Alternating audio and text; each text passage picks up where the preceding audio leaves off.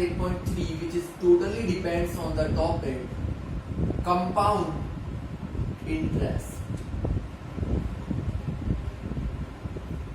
देखिए compound interest पढ़ने से पहले हम लोग पढ़ेंगे सिंपल इंटरेस्ट, जो कि क्लास 7th का भी टॉपिक है। तो 7th वालों के लिए भी बहुत इंपॉर्टेंट है ये सिंपल इंटरेस्ट जो होता है। इंटरेस्ट को हिंदी में बोलते हैं ब्याज। जो भी हम किसी को अमाउंट पे करते हैं, कोई भी पैसे हम उधार देते हैं तो उस पर इंटरेस्ट लगता है। वो इंटरेस्ट किस तरीके से हम कैलकुलेट करते हैं? तो दो तरीके के इंटरेस्ट होते हैं, एक सिंपल इंटरेस्ट और एक होता है कंपाउंड इंटरेस्ट। सिंपल इंटरेस्ट का मतलब है कि हम जो अमाउंट दे रहे हैं, for example I have given 10,000 to a person, तो जो भी इंटरेस्ट लगेगा वो सिर्फ 10,000 रुपीज पे लगेगा, क्योंकि मैंने 10,000 ही पे किए हैं। ऑलवेज सिंपल इंटरेस्ट जो लगता है वो ऑलवेज प्रिंसिपल पे लगता है। प्रिंसिपल होता है जो अमाउंट हमने पे किया है। पहले हम वैल्यूज लिख लेते हैं। प्रिंसिपल होता है the amount which is given,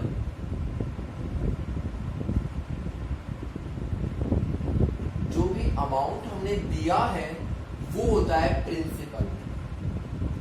rate होगी एट विच रेट, किस रेट पे वो अमाउंट दिया गया है। Eight which rate amount was given, हमने जो अमाउंट दिया है वो किस रेट पे दिया गया है। एक चीज होगी यहाँ पे टाइम, फॉर व्हाट टाइम, कितने टाइम के लिए दिया गया है।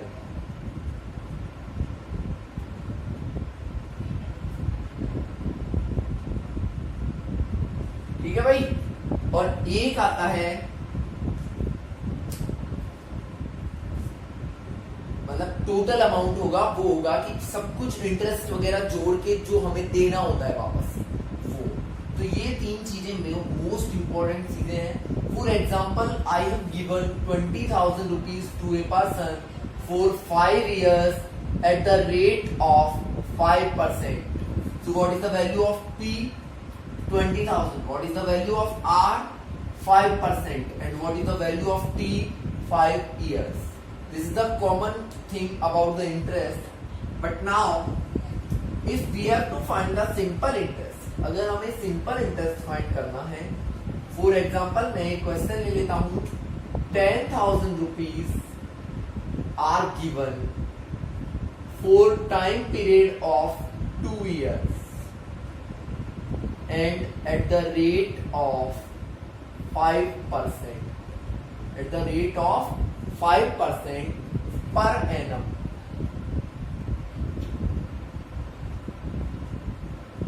%5 per annum. तो ये तीन चीजें आपको दी हुई है PRT। तो जो सिंपल इंटरेस्ट का फॉर्मूला होता है SI, इसका फॉर्मूला होता है principal into rate into time upon 100। तो देखिए प्रिंसिपल कितना है 10,000 into rate into time upon 100, 2020। So our answer will be 5 to the 10 और 10 को 100 से मल्टीप्लाई करेंगे तो हमारे पास आएगा 1,000 रुपीज। तो हमने दिए कितने 10,000, उसका 2 years का जो इंटरेस्ट बना इस रेट से वो कितना बना 1,000 रुपीज। तो हमने जिसको भी दिए हैं वो हमें कितना पे करेगा, उसको बोलते हैं अमाउंट या टोटल अमाउंट। तो देखिए 10,000 तो हमने दिए थे वो, प्लस जो इंटरेस्ट बना वो, मतलब कितने पे करेगा 11,000। तो इट मींस अमाउंट का जो फॉर्मूला होता है वो होगा principal plus interest. Principal plus interest. ये बात तो थी सिंपल इंटरेस्ट की। जब कभी भी आपसे सिंपल इंटरेस्ट पूछा जाएगा तो आप यही फॉर्मूला यूज करोगे। ये एक सिंपल सी बात है जो हमें कॉमनली भी आती है, जो 7th वालों को शायद नहीं आती हो, बट 8th वालों को मोस्टली बता दिया गया है 7th क्लास में ही कि SI सिंपल इंटरेस्ट हाँ होता क्या है। तो अब हम बात करेंगे कंपाउंड इंटरेस्ट की। तो देखिए कंपाउंड इंटरेस्ट में क्या चेंजेस होंगे। एक्चुअल में कंपाउंड सिंपल इंटरेस्ट में तो क्या होता है, चाहे 5 साल हो, चाहे 10 साल हो, चाहे 15 साल हो, इंटरेस्ट जो लगेगा वो किस पे लगेगा? जो पैसा हमने दिया है, which amount we have given, the interest will be calculated on the principal always. Always जो इंटरेस्ट है वो किस पे कैलकुलेट होगा? प्रिंसिपल पे कैलकुलेट होगा। बट किस कंडीशन में? सिंपल इंटरेस्ट में।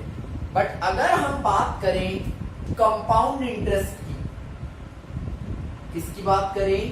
कंपाउंड इंटरेस्ट की। तो कंपाउंड इंटरेस्ट में क्या होता है? कंपाउंड इंटरेस्ट में सेम यही लाइन होगी, सिर्फ एक और चीज लिखी जाएगी, कंपाउंडेड एनुअली, मतलब कि एक साल में कंपाउंड किया जा रहा है। तो कंपाउंड इंटरेस्ट का मतलब क्या होता है कि जो हमारा प्रिंसिपल है उस पे तो इंटरेस्ट लगेगा ही लगेगा, लेकिन हर साल जो इंटरेस्ट बढ़ रहा है ना, जो ब्याज हमारा बढ़ रहा है इंटरेस्ट, उस पे भी अलग से इंटरेस्ट लगता है। मतलब यहाँ पे इंटरेस्ट का भी इंटरेस्ट लगता है। वहां पे सिर्फ प्रिंसिपल का इंटरेस्ट लगता था, यहाँ पे इंटरेस्ट का भी इंटरेस्ट कैलकुलेट होता है। देखिए कैसे। फर्स्ट ईयर में एक चीज अभी मैं आपको नोट डलवा के दिखा दूंगा। फर्स्ट ईयर में ऑलवेज चाहे एसआई निकलवाए चाहे सीआई निकलवाए, दोनों ही सेम होते हैं। अगर सिर्फ एक साल का निकलवाता है तो सिंपल इंटरेस्ट और जो कंपाउंड इंटरेस्ट है दोनों सेम होते हैं। तो देखिए फर्स्ट यहाँ पे कितने साल का निकालना है? 2 का। तो हम अलग अलग निकालेंगे दोनों साल का। पहले हम फर्स्ट ईयर के लिए बात करते हैं। तो फर्स्ट ईयर के लिए इंटरेस्ट क्या होगा? P into R into T upon 100। अभी हमने निकाला था 10,000 इंटू 5 इंटू 2 अपॉन 100 और इंटरेस्ट आ जाएगा 1,000 रुपीज। अगर वो पूछता कि 2 साल का, सॉरी मैंने 2 इयर्स का कैलकुलेट कर दिया यहाँ पे 2 ईयर की जगह 1 ईयर आएगा और ये आ जाएगा 500 रुपीज। ठीक है भाई, ये ओनली फर्स्ट ईयर का है, ओनली फर्स्ट ईयर का। अगर सेकंड ईयर का भी निकलवाता सिंपल तो और 500 हो जाते। तो अभी हमने जो कैलकुलेट किया था कि 1000 वो इस तरीके से आया। ये तो सिंपल की बात थी, लेकिन हमें करना है कंपाउंडेड। तो सेकंड ईयर में क्या होगा? प्रिंसिपल जो है वो चेंज हो जाएगा। क्या चेंज हो जाएगा? 10,000 तो ये था प्लस 500 ये हो जाएगा। तो सेकंड ईयर के लिए जो हमारा इंटरेस्ट कैलकुलेट होगा वो कितने रुपए पे होगा? 10,500 पे। मतलब ऑलवेज जो भी इंटरेस्ट बनेगा वो वापस प्रिंसिपल में ऐड हो जाएगा, फिर वापस इंटरेस्ट बनेगा, फिर जो इंटरेस्ट बनेगा वो वापस ऐड हो जाएगा। मतलब हर साल के एंड में, at the end of every year, interest will be added to the principal. अगर एनुअली कंपाउंड है तो हर 12 मंथ्स में, अगर हाफ ईयरली कंपाउंड है तो 6 मंथ में।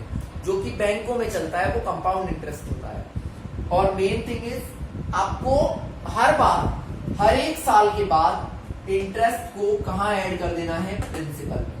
तो देखिए सेकंड ईयर के लिए प्रिंसिपल ये हो गया, रेट 5% है तो principal into rate into time upon 100, 10,500 into rate. और सेकंड ईयर भी 1 साल का ही टाइम है भाई, 1 साल का यहाँ कैलकुलेट कर लिया था, 1 का यहाँ कर रहे हैं। तो 20 से 20 कैंसिल, ये आ जाएगा 525 रुपीज। ठीक है भाई।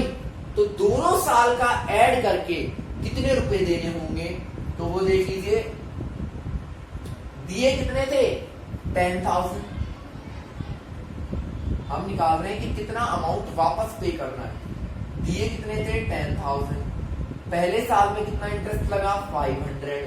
दूसरे साल में 525, तो कितने रुपए देगा? 11,025 रुपीज। और सिंपल इंटरेस्ट में कितने दे रहा था? 11,000 रुपीज। तो कंपाउंड इंटरेस्ट थोड़ा ज्यादा हो जाता है, 25 रुपीज एक्स्ट्रा होगा। ये हमने बहुत कम के लिए कैलकुलेट किया है, इसलिए थोड़ा ही डिफरेंस आया, अदरवाइज काफी डिफरेंस होता है।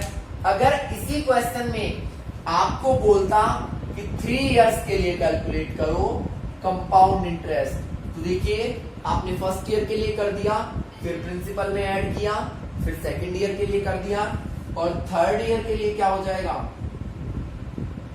वापस से प्रिंसिपल चेंज होगा।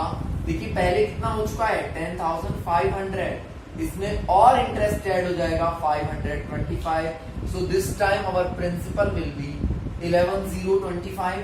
तो थर्ड ईयर का जो इंटरेस्ट बनेगा वो इस पे कैलकुलेट होगा।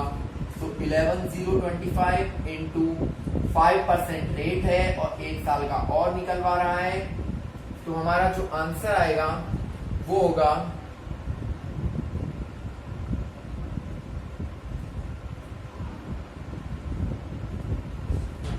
देखिए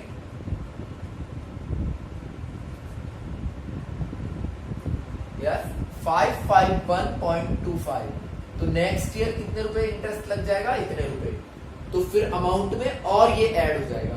तो 10,000 प्लस ये तीनों ईयर का इंटरेस्ट ऐड करके वो अमाउंट पे करना पड़ेगा। अब देखिए कभी भी कंपाउंड इंटरेस्ट जब पूछेगा आपसे तो आप इतना बड़ा मेथड यूज नहीं करोगे, क्योंकि ये अगर आप यूज करने लगोगे तो बहुत ज्यादा कॉम्प्लिकेटेड हो जाएगा। ये सिर्फ मैंने समझाने के लिए बताया आपको कि सिंपल इंटरेस्ट से भी कंपाउंड निकाल सकते हैं। तो ये हमें कई जगह मैं यूज भी करके दिखा दूंगा आपको, बट मोस्टली मैं आपको एक फॉर्मूला देता हूँ। देखिए सिंपल इंटरेस्ट के लिए आपने लिख लिया होगा principal into rate into time upon 100। तो मैं कंपाउंड इंटरेस्ट के लिए भी आपको एक फॉर्मूला बता देता हूँ जो कि जनरल फॉर्मूले में हमारे काम में आएगा।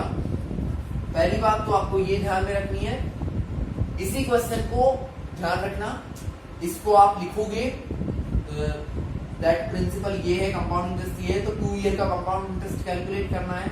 और अमाउंट एंड में हमने कितना पे किया है 10,000 प्लस फर्स्ट ईयर का इंटरेस्ट प्लस सेकंड ईयर का इंटरेस्ट कितना आया 11,025 रुपीज। इसको इतना ही आप लिखोगे, ठीक है।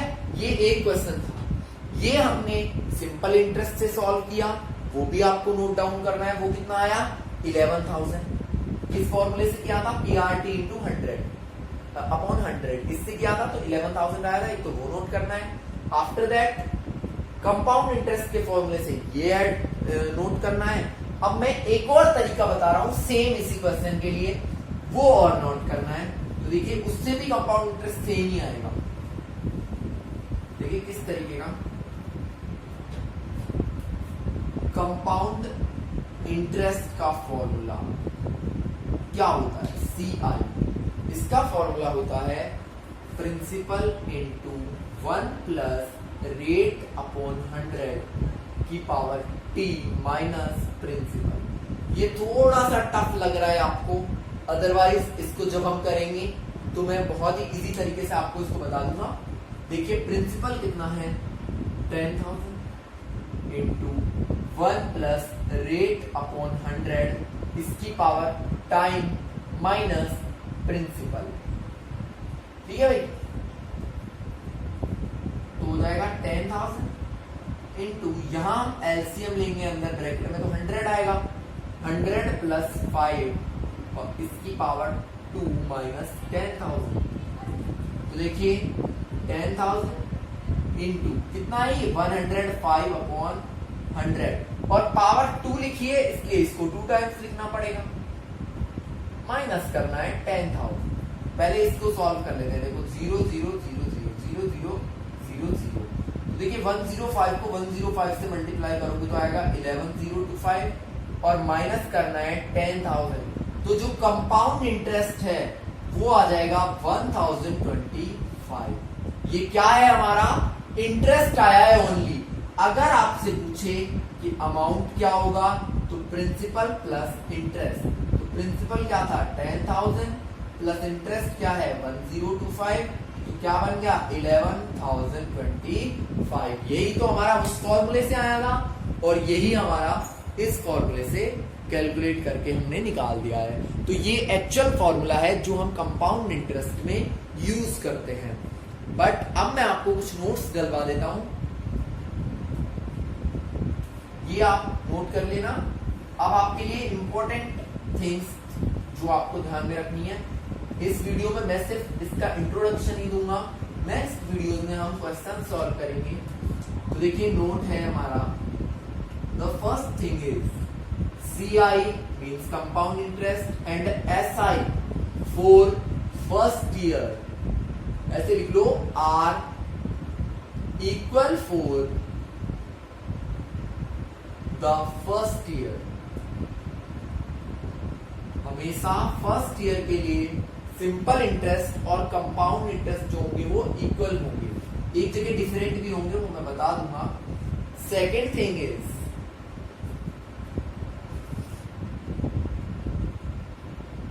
देखिए सेकेंड थिंग कहां पे है, if interest is compounded half yearly. अभी जो मैंने क्वेश्चन करवाया था उसमें मैंने लिखा था कंपाउंडेड ईयरली, बट अगर कहीं ऐसे आ जाए हाफ ईयरली तो क्या करना है, rate will be half. Rate को क्या कर दोगे, हाफ कर दोगे, और time will be double. Time को क्या कर दोगे, डबल कर दोगे। ये चीज भी मैं क्लियर कर दूंगा। और नेक्स्ट है if interest is compounded quarterly. Quarter means हो जाएगा 4 मंथ के लिए, तो क्या करोगे, रेट को कर देना 1/4 and time will be 4 time. Time को कितना मल्टीप्लाई कर देंगे, 4 से मल्टीप्लाई कर देंगे। तो मैं लिख देता हूं time will be 4 times. Time को कितना कर देंगे, 4 से मल्टीप्लाई कर देंगे। Is that clear? ये 3 चीजें इंपॉर्टेंट थी। और अब मैं आपको बता रहा हूं कि हम कहां कहां इस CI वाले फॉर्मूले का यूज कर सकते हैं। तो देखिए कहां कहां इसका यूज होता है। First, uses of CI। एक तो देखो इंटरेस्ट में तो होगा ही, तो कैलकुलेशन ऑफ इंटरेस्ट, इंक्रीज और डिक्रीज का क्वेश्चन जहां भी आए, चाहे वो पॉपुलेशन हो या कोई बैक्टीरिया फैलता है वो हो, स्प्रेड हो, मतलब कुछ भी हो, इंक्रीज हो और डिक्रीज हो किसमें, या फिर वैल्यू ऑफ आइटम हो, किसी आइटम की वैल्यू इंक्रीज हो गई या डिक्रीज हो गई, तो वहां सब जगह हम किसका यूज करते हैं, कंपाउंड इंटरेस्ट का यूज करते हैं। तो the next time we will discuss about the questions of exercise 8.3. Now it was the general introduction about this exercise and about the compound interest. So please watch the videos regularly and my best wishes for 15 August also. Thanks and have a nice day.